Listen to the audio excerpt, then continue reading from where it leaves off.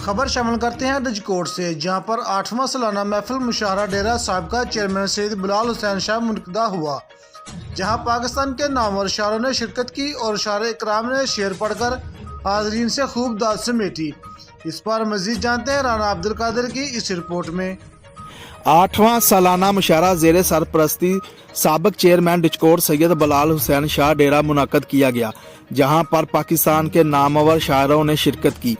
چودھری قمر گجر، بلال بٹی، معیز حیدر، رانا حنان زرگر، سجاد گجر، امجد گجر، چودھری لیاقت جہاں زیب صاحب نے شعراء کرام کا استقبال پھولوں کے ہار اور گلدستے پیش کر کے کیا۔